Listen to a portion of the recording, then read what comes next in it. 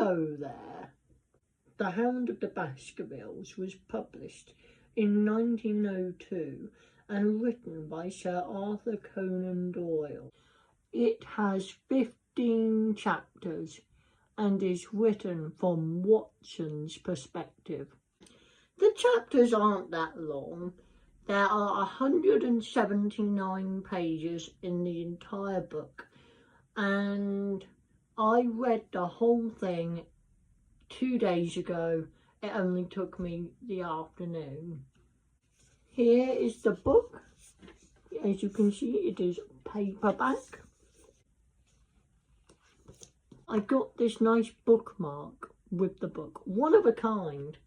It says on it, "The world is full of obvious things which nobody by any chance ever observes."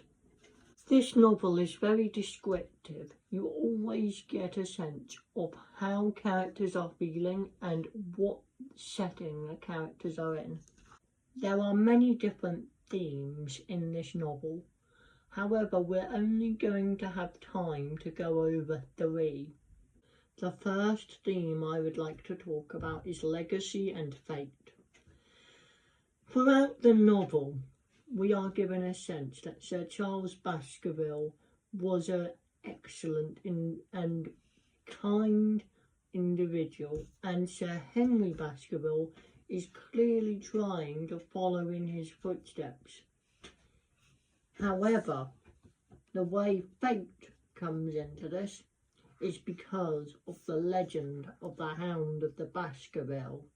The second theme I would like to talk about is nature. The moors of Dartmoor, truly making this feel like a real place, which of course it is. The Hound of the Baskervilles certainly isn't.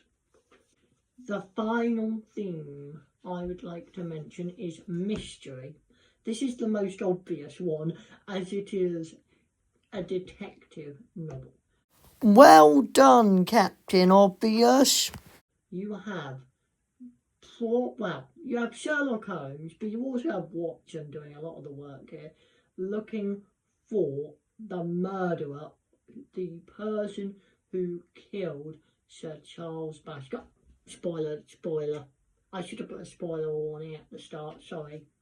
I am not adding a spoiler warning. Throughout this edition of the novel, we have lots of images that appear, like this one of Sir Henry Baskerville. These were in the original edition of this text. There is also this one of Sir Henry Baskerville being welcomed into Baskerville Hall. Here is an extract from the novel where we are introduced to Baskerville Hall for the first time. Over the green squares of the fields and the low curve of a wood, there rose in the distance a grey and melancholy hill, with a strange jagged summit dim and vague in the distance, like some fantastic landscape in a dream. Baskerville sat for a long time, his eyes fixed upon it, and I read upon his eager face how much it meant to him, this first sight of that strange spot where the men of his blood had held sway for so long and left their mark so deep. There he sat with his tweed suit and his American accent in the corner of a prosaic railway carriage, and yet as I looked at his dark and expressive face, I felt more than ever how true a descendant he was of that long line of high-blooded, fiery, masterful men. There were pride, valour and strength in his thick brows, his sensitive nostrils and his large hazel eyes.